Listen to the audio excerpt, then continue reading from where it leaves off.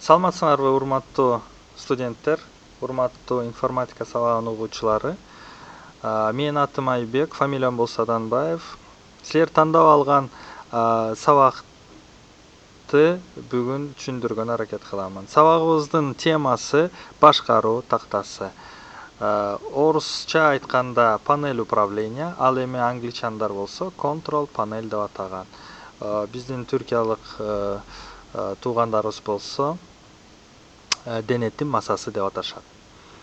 Башкаруу тактасы эмне себептен керек бизге? Башкаруу тактасы өзү сөз айтып атат. Башкаруу бул мындай, демек бирдекени башкарат экен деп түшүнсөк болот. Эмнени башкарабыз? Операциондук системага тиешелүү болгон аспаптарды башкаруу деп айтсак болот. Кандай аспаптарыбыз бар?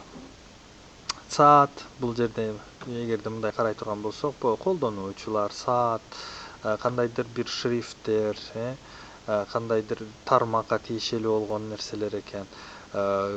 Темир тезегибизге, жабдыктарга тиешелүү болгон нерсе экен. Саунд дейт, бул үнгө тиешелүү, программага тиешелүү жана операциондук системанын өзүнө тиешелүү болгон аспаптарыбыз бар экен. Бул аспаптарды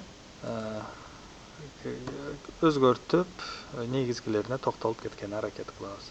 Башкаруу тактасын ачуунун дагы башка бир жолун силерге көргөзүп кетсем, төмөнкү жерге жаза турган болсок, эгерде төмөнкү деген жер карагыла, Start, Search Programs and Files деген бөлүктө.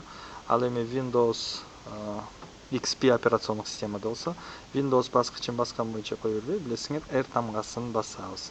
R тамгасы бул Run деген сөздөн алынат. Бул жерде дагы биз Control деп жаза турган болсок, Control Panel, бизге баягы таанымал болгон терезебиз чыкты. Бул терезеде байкап көрсөңөр, бу жерде издөө ишибизди да жүргүзсөк болот. Жана категориялар боюнча иреттелген экен аспаптарыбыз. Категориядан башка дагы иреттөө жолдору бар. Бул large icons, small icons. Large icons'ты тандай турган болсок, төмөнкүдөй көрүнүшкө ээ болот. Ал эми small icons'ты тандай турган болсок, төмөнкүдөй көрүнүшкө ээ болот. Экөөнүн ортосуна айырма эми өзүңөр деле байкагандай, large деген чоң деп которулат, small кичинекей деп которулат. Эмнеси чоң, эмнеси кичинекей? Сүрөттөлүш деп көрдүңөр, жазуунун сол жак бөлүгүндө. Бул сүрөттөлүшү кичинекей жана бул сүрөттөлүшү чоң формасы болгону ушул жерден айырмаланат. Байкадыңарбы? Сүрөттөлүшкө байланыштуу текст дагы өзгөрүп атат. Мен болсо силерге бул сабакты категориялар боюнча иреттеп түшүндүрүп кеткенге аракет кыламын. Жана баягы айткандай, негизги нерселерге токтолуп кетемин. Control panelдин эмне кереги бар деген суроо туулушу мүмкүн. Кайсы учурда биз колдонобуз? Мисалы үчүн, силер бир жаңы программа орноттуңар. Жана ал программанын эч кереги жок. Кереги жок болгонго байланыштуу биз аны өчүрүп таштайбыз. Өчүрүп таштоо үчүн биз баягы эле control panelге киребиз. Категориялар боюнча иреттелип турган жерде Programs бөлүгүн тандайбыз. Жана Programs бөлүгүндө силер байкагандай карагыла, 4 бөлүктөн турат. Бул 1, 2, 3, 4. Ушул 4 бөлүктүн бизге эң биринчи бөлүгү керек. Programs and Features. Максатыбыз эмне? Бир программаны өчүрүү. Uninstall a program. Uninstall a program бул орнотулган программаны өчүрүп таштоо. Каерден? Компьютердин эсинен. Азыр менин компьютеримде демек төмөндөгүдөй программалар бар экен. Мен бул программаларды бирөөсүн өчүрүп таштаганга аракет кылайын. Тилекке каршы бардык программалар мага керектүү экен. Ошого карабастан мен бир программаны өчүрүп таштаганга аракет кылайын. Өчүрүп таштоо үчүн, мисалы үчүн тандадык. Uninstall'ды баса турган болсоңор, автоматтык түрдө карагыла бизге тилекке каршы мен операциондук системам орус тилинде, ошол үчүн ал эми сабакты кыргыз тилинде өтүш керекпиз. Бул жерде меню орус тилинде чыкты. Эгерде операциондук системаңар түрк тилинде же англис тилде болсо, ошол тилге тиешелүү болгон меню пайда болот. Yes десеңер өчөт, no десеңер кайра мурунку абалга өтөсүңөр. Дагы кандай Programs деген бөлүккө киргенден кийин дагы эмнелерге токтолуп кетиш керек бул жерде. Төмөнкүдөй change the default setting for media or device дейт. Бул default деген билесиңер унчукпоо абалы деп которуп атабыз. Буну default'та унчукпоо абалында кайсы биздин аудио медиа бөлүктөрүбүз эмнелерге, кандай маанилерге ээ болуш керек. Ошол бөлүккө кирет экенбиз. Так, uninstall'дан башка бөлүктөр кийинкиси turn Windows filters on or off. Бул деген эмне? Turn Windows filters on or off деген биз кээ бир программаларды Windows'ка тиешелүү болгон кээ бир программаларды активдештирип же аны пассив абалына өткөрсөк болот бул бөлүктөн. Кийинки болсо кайсы программалар расмий сайтынан жаңыланды, баягы updates деп коебуз го, жаңылануусу болду. Алардын тизмеси көрүнөт. Алардын тизмеси болсо view installed updates деген бөлүктө. Run programs made for previous version of Windows деген бул Windows'тун буга чейинки версияда иштетилген программалардын тизмеси бул жерде сүрөттөлүш керек эле. Ал эми акыркы бөлүк болсо how to install a program, бул жерге бизге жардам бөлүгү программаны кантип орнотуш керек. Ал жөнүндө кыска токтолуп кетишкен. Gadgets деген бул жерде биз иштөө столубузга баягындай гаджеттерди орнотсок болот. Гаджет дегенде мисалы үчүн төмөнкүдөй гаджет, саат көрүнсө. Көрдүңөрбү? Бул жакта азыр бизде иштөө столубузду карай турган болсок, бул жерде гаджет пайда болот. Кийинки бөлүгүбүз болсо бул Java, билесиңер, Java сырттан орнотулган программа. Эгерде Java силерде орнотулган болбосо, бул бөлүк бул жерде сүрөттөлгөн. Кийинки бөлүк бул System жана Security деп аталат. Түздөн түз которо турган болсок, система жана коопсуздук. Эмнелер бар экен ичине кирип карап көрсөк. Силер көрүп тургандай, бир топ бөлүктөрдөн турат экен. Бул ар бир бөлүккө кыска токтолуп кеткенге аракет кылайын. Эң биринчиси бул Action Center. Түзмө түз которо турган болсок, Action бул амал, Center борбор. Амалдар борбору десек болот. Ал эми мааниси боюнча айта турган болсок, бул баягындай колдоо борбору деп айтсак болот. Эмнелерди бул жерден биз эмнелерди үйрөнсөк болот же алсак болот бул жерден. Өзү сөз айтып атат, баягы колдоо борбору операциондук системага болгон кандайдыр бир иш аракеттерди жүргүзүү, кайсы бир ирети боюнча жаңыланууну жасаш керек, ирети боюнча антивирусту жаңылаш керек, ирети боюнча кандайдыр бир же туура эмес амал болуп атабы, ошол нерселер баары колдоо борборунда чагылдырылып турат. Жана бизге экранга төмөнкүдөй көрүнүш менен алып чыгат. Байкасаңар, бул жерде да Action Center деп жазып чыкты, колдоо борбору. Эгерде кандайдыр бир проблемабыз жок болсо компьютерибизде, бул жер жакшынакай сүрөттөлөт. Эгерде проблемабыз бар болсо, анда сары түстө боелуп, бизге эскертүү кылат. Кийинки бөлүгүбүз бул Windows Firewall. Firewall деген баягы тармактар ортосундагы экран деп которсок болот, же башкача айтканда бир тармактар ортосундагы бир дуал. Дуал дегенде түзмө түз түшүнбөйлү, дуалдарда элестеткиле кандайдыр бир порттор бар. Ошол портторго биз колдонуучу, операциондук системанын колдонуучусу рухсатты берүү же бербөө иш аракетин жүргүзсөк болот. Башкача айтканда, мисалы үчүн mail agent көбүңөр жакшы көргөн mail agent программаңарды иштетип атканыңарда программага толугу менен рухсат бербей койсоңор болот. Же болбосо программа колдонгон кайсы бир портко рухсатты берип же бербей койсоңор болот. Эгерде басып ишин көрө турган болсок, төмөнкүдөй көрүнүш чыгат. Home or work networks үй жана жумуш тармактары. Public network бул ачык жарыялаган тармактар. Бул жерде мисалы үчүн change notification settings, firewallдун абалын биз өзгөртсөк болот. Firewallду өчүрүп кайра жандырсаңар болот. Ал эми turn Windows firewall on or off мына ушул бөлүк.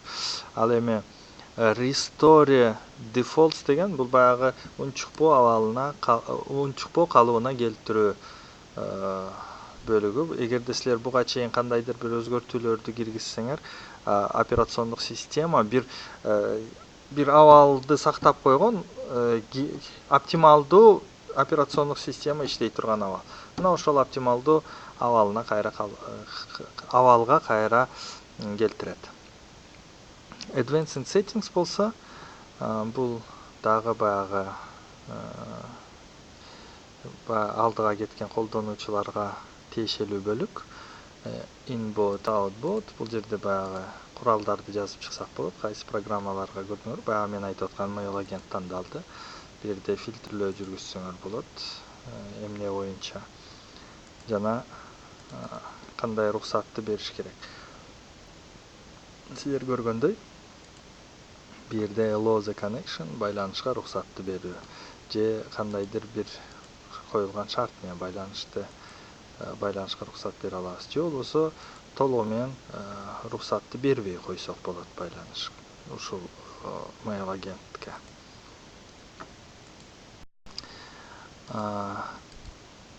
Кайра кайтсак, кайра кайта турган болсок, кийинки бөлүгүбүз бул system and security'нин ичинде бул system аталат.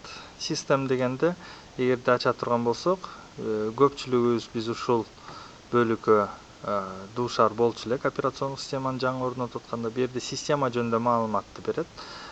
Компьютердин аты кандай, группанын аталышы, Windows'тун активациясы, система жөнүндө кыска маалымат, бул процессордун түрү, оперативдик эстин туру, кандай баягы разряддуулук деп айтабыз го, кайсы разряддагы операциондук система орнотулган жана башка маалыматтар. Бу жерде токтолуп кетүүчү нерсе, сол жак бөлүктү карасаңар, device manager деген бар. Device manager'ды басканда кайсы тетиктер силердин компьютериңарга орнотулду, ошолордун тизмеси чыгат. Ушул жерге көңүл бура турган болсоңор, процессор, кайсы процессориңар бар, канча ядродон турат, мониторуңар кандай, ал эми видеокарта, дисплей адаптериңер кайсы, ушул нерсе, ушундай маалыматтарды алсаңар болот. Ал эми кандайдыр бир тетигиңер эгерде аныкталбаса, башкача айтканда драйвери орнотулбаса, ал суроо белгиси менен сүрөттөлөт жана баягы unknown device деп, белгисиз бир тетик деп бизге сүрөттөп берет. Көңүл буруучу бөлүк.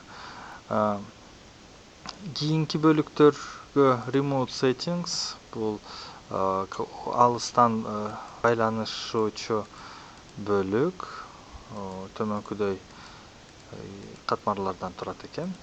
Кийинки бөлүк system protection, системаны коргоо, башкача айтканда операциондук системанын чекиттерин, сактоо чекиттерин уюштурсаңар болот. Аны да мен силерге, аны да башка сабактарда өтөсүңөр. Жана кийинки бөлүк бул баягы алдыга кеткен окуучулар үчүн бөлүк, кандайдыр бир перформанс дейби, өндүрүмдүүлүгүн жогорулатуу үчүн колдонуучунун профайлына тиешелүү болгон өзгөртүүлөрдү жана операциондук системанын жүктөлүшүнө, калыбына келтиришине тиешелүү болгон өзгөртүүлөрдү бул бөлүктө жүргүзсөңөр болот.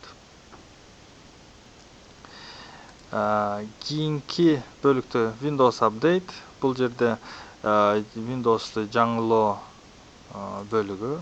Башкача айтканда, мен өчүрүп таштаганмын. Windows Updates'ти силер байкап көрсөңөр, мен азыр Change Settings'ти бастым. Change Settings'ти басканда Important Updates, маанилүү жаңылануулар жөнүндө сөз болуп атат. Бу жерде Install Updates Automatical тандасаңар, автоматтык түрдө операциондук системаңар расмий сайтынан жаңыланат. Кийинки бөлүк Power Options. Бул жерде энергия жөнүндө сөз болот. Balanced деп карагыла эки түрү турат. Power Saver жана Balanced. Balanced деген бул эгерде ток булагына туташып турган учурда, ал эми Power Saver дегенде бул негизинен баягы ноутбуктарга тиешелүү болгон бөлүк. Себеби ноутбуктарда билесиңер батареясы бар. Батарея менен иштеп аткан учурда Power Saver бөлүккө өтөбүз. Ал эми түздөн түз ток булагынан туташып турганыбызда биз Balanced бөлүк. Balanced'ты өзгөртсөк болот. Оң жак бөлүктө Change Plan Settings ичине кирип, силер төмөнкү эки бөлүктү өзгөртө аласыңар. Биринчиси бул Turn off the display. Эгерде иштебей жаткан кезиңерде мониторуңар канча мүнөттөн кийин өчүш керек, аны көргөзүп койсоңор болот. Башкача айтканда, 10 мүнөт компьютеруңар иштебей турса, мониторуңар өчөт. Put the computer to sleep.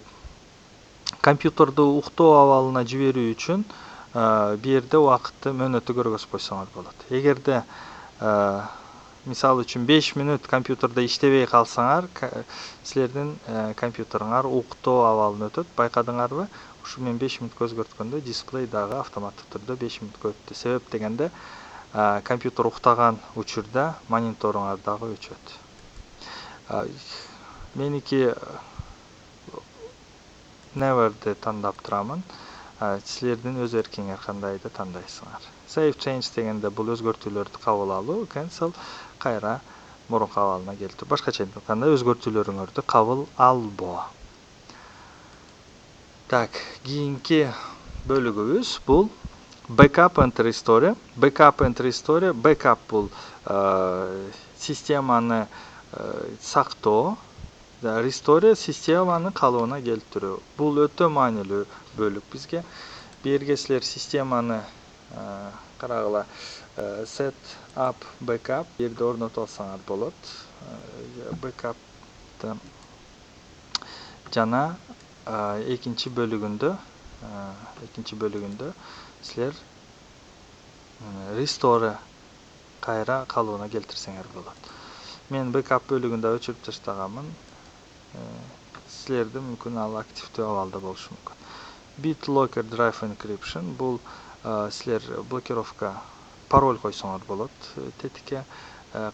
Болгондо да жөнөкөй пароль эмес, криптографияны колдонуп паролду койсоңор болот бул бөлүктө. Көрдүңөр, Turn on BitLocker. Силер азыр криптографияны колдонуп системага блокировканы койсоңор болот. Блокировка деген коргоо пароль. Administrative Tools бул дагы керектүү бөлүк. Айрыкча алдыга кеткен колдонуучуларга аябай керектүү бөлүк. Административдик аспаптар бул жерде. Кандай аспаптар бар? Төмөнкүдөй тизмеде көрүп турганыңардай. Көбүнчө агайыңар мисалы үчүн сервис деген бөлүккө кирет. Сервис деген бөлүгүндө кайсы программалар бизде иштеп турат, кайсылар иштебей турат, же кайсыларды иштетиш керек, же кайсыларды токтотуш керек, биз ушул жерден карап чыксак болот. Бирок көпчүлүгү баягы компьютердин үстүнө иштегендер деле көпчүлүгү аракет кылат ушул жагын минимум абалга алып келгени. Мындай деп айтат элем бул бөлүктө. Операциондук система Windows'ту Microsoft эң оптималдуу абалга алып келген. Microsoft сунуштаган, эгерде Windows'ты орното турган болсоңор, эң оптималдуу абалга алып келген. Ошол үчүн бул жакта кандайдыр бир өзгөртүүлөрдү кылганын менин оюмча кажети жок. Себеп дегенде ал баягы жакшыртууга, бат иштөөгө баары бир алып келбейт. Себеби Microsoft уже эсептеп аны ага чейин сунуштаган бизге. Кийинки бөлүгүбүз бул Flash Player, бирок Flash Player да сырттан орнотулган программа. Эгерде Flash Player'ди силер орнотпосоңор, ал бөлүк силерде болбойт деле. Орнотулган болсо, анда берге бул сүрөттөлүп калды.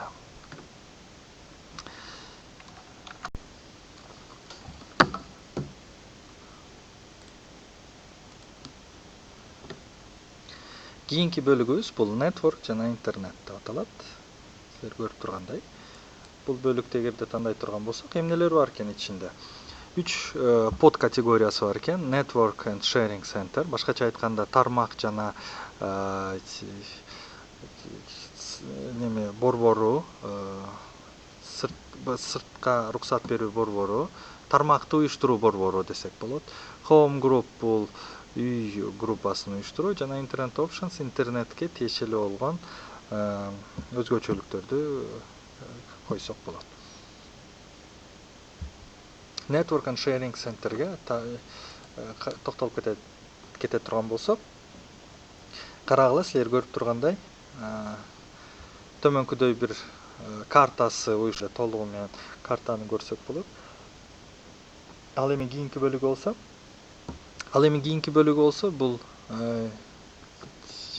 менин активдүү тармагым.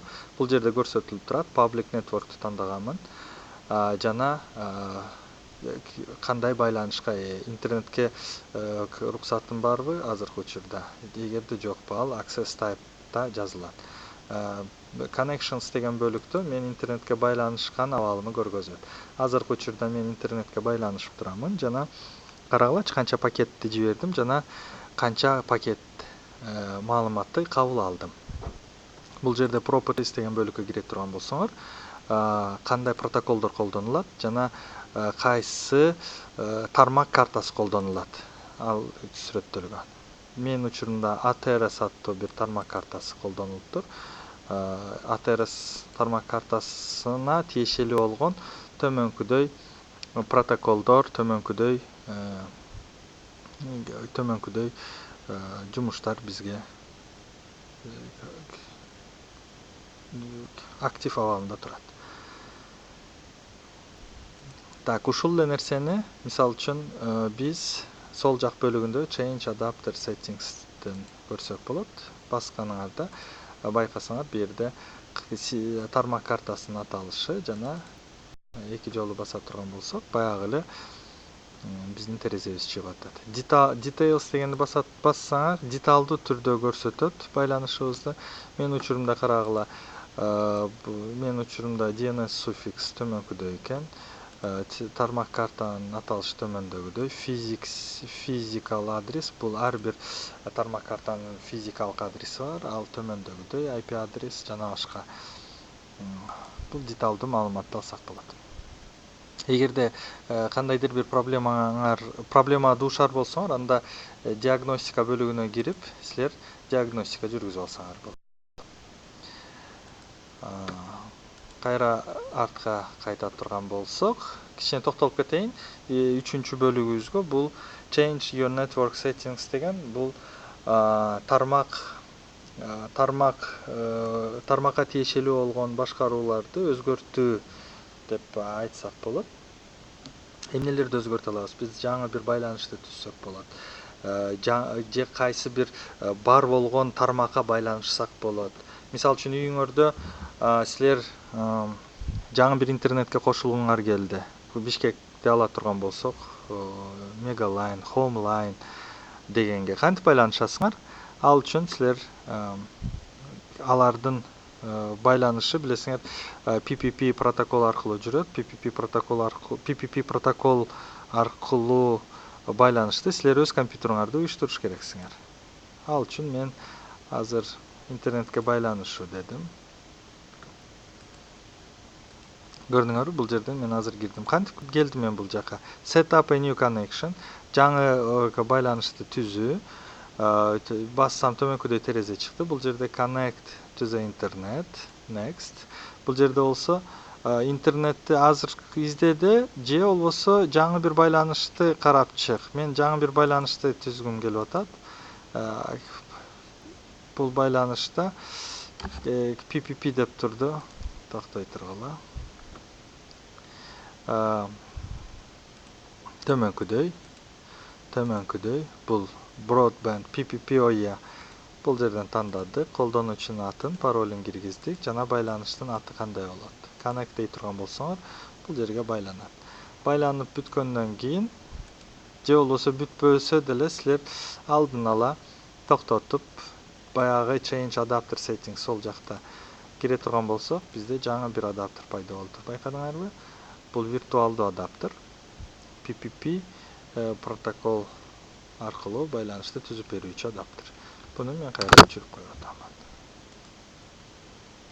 Жана башка өз алдынча карап көрсөңөр болот кийинки бөлүктөрдө. Ал эми экинчи бөлүгүбүз болсо, кечиресиңер, home group деп аталат. Бу жерде үй группасын өз ара мындай үй группаларды уюштурса болот. Менин учурумда уюштурса болот, себеп дегенде мен паблик ачык баягы сырттагы же жумуштагы тармакты тандап койгом. Ошол үчүн бул жерде үй группаларын уюштурса болбойт. Үй группаларын уюштуруу үчүн бу жерде бизге жардам катары өзү айтып атат. Жаңы группаны уюштуруп же ага байланышкыңар келсе, анда силердин тармак жайгашууңар үй деген абалда болуш керек. Internet options кийинки үчүнчү категориябыз. Бул жерде силер Internet Explorer'га тиешелүү болгон өзгөртүүлөрдү кылсаңар болот. Сабакта деле практикада карап көргөзсөңөр бул бөлүктө. Internet Explorer браузерди ачкан кезде кайсы сайт унчукпап абалда ачылсын, ошол нерсени өзгөртсөк болот. Manage browser add-on. Бул жерде болсо браузер катары унчукпап абалында кайсы браузер иштелиш керек, аны дагы көрсөтүп атат. Жана delete browsing history and cookies деген бул кайсы сайттарга, кайсы жерлерге кирдиңер, калган издер сакталат.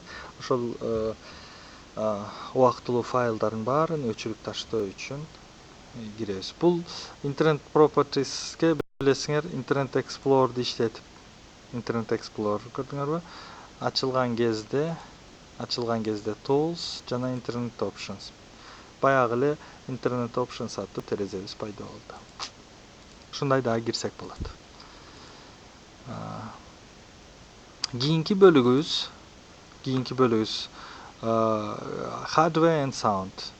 Бул деген эмне? Аппараттык жабдык жана үндү башкаруу бөлүгү. Кыска токтоло турган болсок, бул жерге жабдыктар жана принтерлерди, жаңы жабдыктар жана принтерлерди кошуу үчүн биринчи категорияга кайрылабыз. Байкап көрсөңөр, жаңы жабдыкты кошуу, жаңы принтерди кошуу, чычканды кошуу, же болбосо баягы биз карап чыккан тетиктер менеджерине кайрылсак болот. Тетиктер менеджери. Autoplay автоматтык түрдө CD-ни такканыңарда эмне ойнолсун, ошол нерселерди көргөзсөңөр болот. Жана үчүнчү бөлүк Sound. Бул жер дагы керектүү бөлүк деп эсептеймин. Себеп дегенде үндү башкаруу бөлүгү. Азыр мен могу видеону силерге тартып аткан кезде дагы мен ушул Sound бөлүгү менен иштедим. Байкап көрсөңөр, мен бул жерде жазып атканда микрофон иштеп атат. Көрдүңөр, мен азыр сүйлөп атам, ал эми микрофон жазып атат. Жазып атканын белгиси төмөнкү индикатор аркылуу билсек болот. Бул жерде силер микрофонго, наушниктериңерге жана колонкаларыңарга тиешелүү болгон өзгөртүүлөрдү киргизсеңер болот. Жана системдик үндөрдү өзгөртсөңөр болот, тиешелүү болгон. Байкап көрсөңөр, мисалы үчүн төмөнкүдөй үндөр пайда болот. Төмөнкүдөй үндөрдү силер өзгөртүп койсоңор болот. Мисалы үчүн Windows'тун ката болгон учурунда төмөнкүдөй музыка чыгат экен. Ал эми силер кааласаңар, башка музыкаңар бар болсо, wave форматында, ошол музыканы өзгөртүп койсоңор болот. Кийинки бөлүгүбүз Power Options. Бул жерге дагы токтолуп кеткенбиз. Бая баланс жана power saver.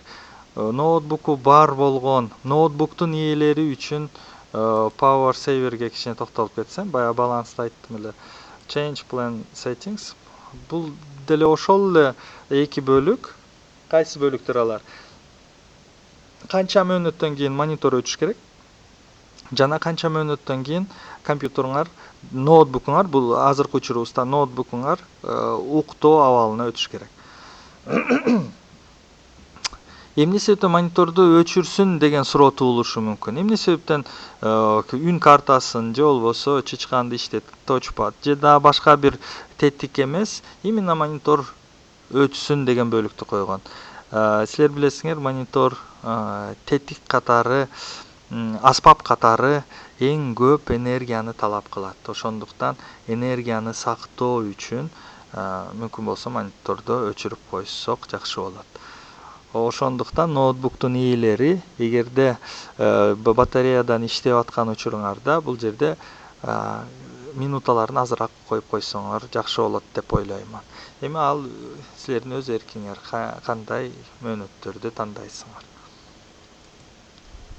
Так, кийинки. Ал эми кийинки бөлүгүбүз болсо, бул дисплей бөлүгү. Дисплей бөлүгүндө көңүл буруп кетүүчү нерсе мына эң биринчи барагыбызда бизге Microsoft корпорациясы сунуштагандай тамганын баягындай жакшы көрүнүшүнө же болбосо ыңгайлуу көрүнүшүнө алып келүү. Башкача айтканда лупан принцибинде, баягы лупаны жакындатканда кичирейтип, алыстатканда тетрисинен жакындатканда чоңойтуп, алыстатканда кичирейткендей, бу жерде жакындатуу процессинде элестеткиле. Smaller бул стандарт абалы, лупасыз абалы десек болот. Ал эми medium бул 125% чоңойтулуп көрсөтүлгөн абал. Бул larger 150% чоңойтулуп. Эмне чоңойтулуп атат? Байкап көрсөңөр, бул жерде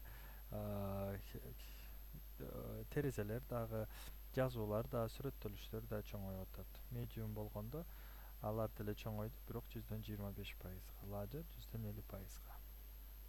Андан сырткары силер түстү калибровка кылсаңар болот. Калибровка деген бул тактоо, тактап чыгуу. Андан сырткары пикселдердин санын баягындай resolution деген бөлүктү чоңойтуп кичирейтсеңер болот. Мисалы үчүн мен видеону силерге тагыраак көрүнсүн деп төмөнкү деңгээлге түшүрүп койдум эле, 600-800 өлчөмдөгү пикселдердин санына. Андан сырткары orientation бөлүгү бар. Бул китеп жана альбомдук көрүнүшкө алып келүү экраныбызда.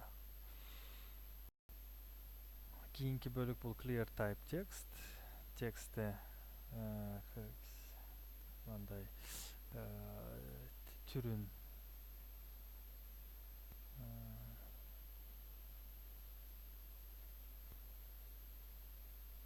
кандай десем, ошону активдештирүү, экрандагы текстти жеңил окуу максатында. Set custom text size бул эми тексттин өлчөмүн силер өзүңөр каалагандай өзгөртө алсаңар болот. Эми бул баягы өтө эле терең бөлүк, маалымат катары угуп койсоңор болот. Ал эми кийинки эки бөлүк бул панель управления, башкача айтканда башкаруу NVIDIAнын башкаруу тактасы жана Realtek HD Audio Manager. Булар программдык жабдык болуп эсептелинишет. Видеокартага жана тиешелүү түрдө видеокартага жана үн картасына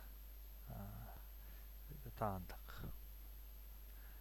Мына ушул менен hardware and sound бөлүгүн бүтүрсөк болот. Кийинки бөлүгүбүз биздики бул appearance and personalization. Appearance and personalization бөлүгүндө төмөнкү категорияларыбыз бар.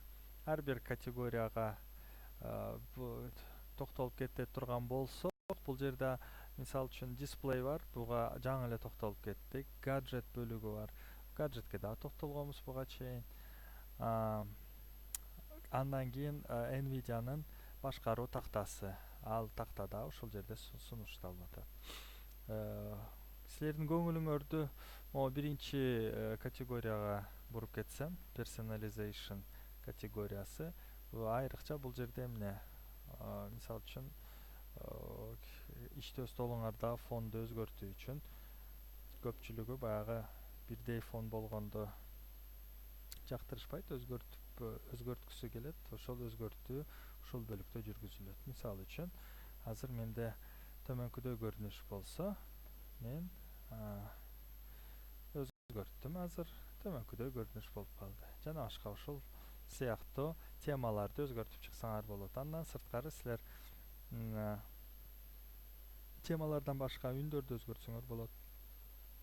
Жана компьютериңар, мониторуңар андай күтүү абалында болгондо кандай көрүнүшкө ээ болсун, аны дагы башкача айтканда скрин сейверди дагы өзгөртсөңөр болот. Бул жерде бир гана экрандын сүрөтүн өзгөртүү гана эмес, change desktop icons, бул деген иштөө столдогу көрүнүштөрдүн, сүрөттөлүштөрдүн пайда кылып же алып таштасак болот. Мисалы үчүн компьютер дегендин жанында галочка турат. Бул деген иштөө столго кайрыла турган болсок, иштөө стол азыр бизде көргөзбөй турган режимди мен тандап койдум эле. Ошондуктан тилекке каршы кечиресиңер, компьютер деген белги көрүнбөй атат. Компьютер деген белгини алып таштап пайда кылсак болот ушул жерде. Андан сырткары бир гана компьютер эмес, биякта көрсөтүлгөн менюдагы бардык нерселерди белгилесек, алар баары биздин иштөө столубузда көрүнөт. Чычкандын көрсөткүчүнүн түрүн тандоо. Ал болсо change mouse pointers бөлүгүнөн өзгөртсөңөр болот. Жана change your account pictures, бул да баягы Айбек аттуу менин учурумда Айбек аттуу колдонуучунун бул жерде сүрөттөлүшүн өзгөрттү. Мисалы үчүн мен топ түрүндө тандайын. Азыр болсо, эгерде биз колдонуучулар бөлүгүнө кирип колдонуучуну Айбекти тандай турган болсок, көрдүңөрбү, бул жерде мен тандаган сүрөт көрүнүп турат. Ал эми кийинки токтолуп кетүүчү бөлүк бул taskbar жана start menu. Башкача айтканда маселелер тактасы жана башталгыч менюсу. Буну тандай турган болсок, төмөнкүдөй 3 катмардан турган бизге терезе сунуштады операциондук система. Ал жерде керектүү амалдарды аткарсак болот. Кандай амалдарды? Мисалы үчүн taskbar катмарында биз маселелер тактасына тиешелүү болгон амалдар жүргүзсө болот. Мисалы үчүн бул жерде log the taskbar белгиленип турат. Бул маселелер тактаңар өзгөрүүсүз калсын, банда ачкычталып турсун мааниде элестетсеңер болот. Auto hide дегенде автоматтык түрдө силер башка терезеге өткөн кезде маселелер тактасы иштөө столуңарда көрүнбөй бекилип калат ылдый жакта. Use small icons, кичинекей сүрөттөлүштөрдү, ар бир белгилер, бул белгилер кичинекей көрүнүшкө ээ болот. Start менюда болсо силер дагы керектүү амалдар жүргүзсөңөр болот. Айрыкча мисалы үчүн токтолуп кетүүчү нерсе, мисалы үчүн системдик блоктогу чоң баскыч, баягы булак компьютерди жандыруу баскычын баса турган болсоңор, иштеп жаткан учурда кандай иш аракет жүргүлсүн аны бул жерден тандап алсаңар болот. Менин компьютеримде shutdown деген тандалып турат. Shutdown деген бул компьютерди өчүрүү. Toolbars'ta болсо төмөнкү көрсөтүлгөн тизмелер биздин аспап маселелер тактабызда көрүнөт тандаган кезиңерде. Мисалы үчүн мен desktop дегенди тандайын. Байкап көрсөңөр, бул жерде десктопумда бар болгон нерселердин тизмеси чыкты. Көрдүңөрбү? Бул нерселер баягы тилекке каршы мен көргөзбөй турган абалга алып келип койгонмун. Ошондуктан булар баары көрүнбөй турган абалда эле. Буну алып таштайын азыр мен бияктан. Desktop деген белги жоголуп калды маселелер тактасында. Маселелер тактасы taskbar англисчеси.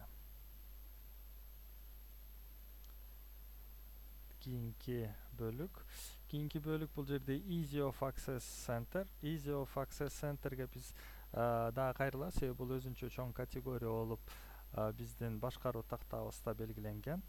Ошондуктан азырынча бул нерсеге токтолбой кетсем. Кийинчерээк азыр бир 5 мүнөттөн кийин буюрса кайра Easy of Access Centerге кайрылабыз. Folder папкага тизмеси. Бул жерден карасаңар болот. 3 катмардан турат. General View Search. Өз алдынча изилдеп үйрөнүп чыксаңар болот. Кийинки бөлүк fonts. Бул шрифт, башкача айтканда тамгалардын көрүнүш формасы. Кандай формада, кандай көрүнүштө болсун тамгаларыбыз. Ошолордун тизмеси. Бу жерде мисалы үчүн кээде силерде болобу мындай ар түрдүү бир түшүнбөгөн жазуулар чыгып калган. Мына ошол шрифт туура эмес, дал келбегендиктен ошондой ар түрдүү бир көрүнүшкө ээ болот. Мындай окулбай турган көрүнүшкө ээ болот.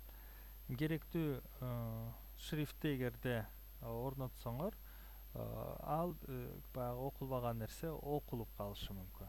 Эми ошол керектүү шрифтти таап кантип орнотобуз? Болгону көчүрүп аны файлды көчүргөндө жана ошол папкага алып келип туруп орнотто баса турган болсок, биздин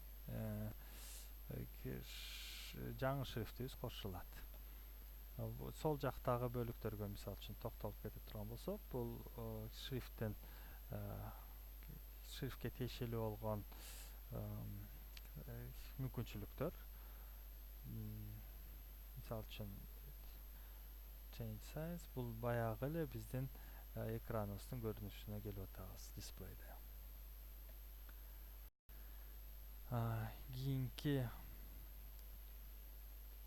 Кийинки токтолуп кетүүчү бөлүк.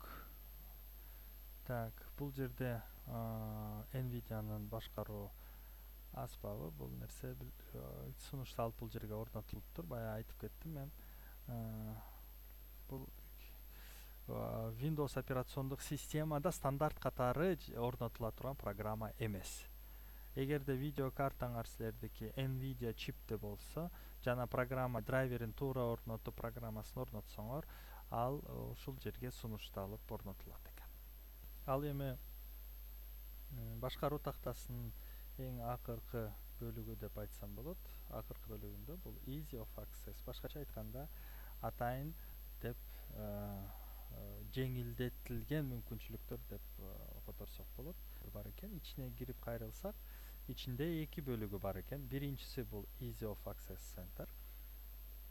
Бул бандай жеңилдетилген мүмкүнчүлүктөр борбору. Эмнелер жеңилдетсек болот экен? Бул мисалы үчүн экрандагы визуалдуу экрандын оптимизациялоо, Windows'тун кээ бир текст көрүнүштөрүн жакшыртуу, үндөрдү болсо кандайдыр бир атайын бир альтернативдүү бир музыка аркылуу алмаштыруу жана башка мүмкүнчүлүктөрү бар, жеңилдетилген мүмкүнчүлүктөр. Буларды силер изилдеп көрсөңөр болот. Ал эми экинчи бөлүгү бул speech recognition деген которо турган болсок, бул сүйлөнгөн текст. Азыр мен мисалы үчүн сүйлөп компьютерге жаздырып атам текстими.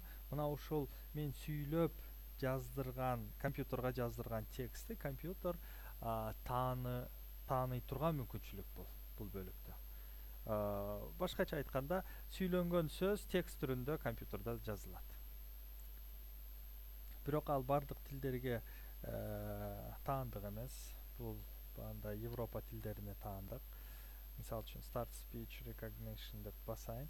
Бул жерде иштеп атат. Ал эми силердин операциондук системаңар түркчө же орусча болсо, же башка тилде дегеним англис тил, немец тили, француз тили, жапон тили, кытай тилинен башка тилде болсо эгерде, анда силердин тилиңерди тааныбайт.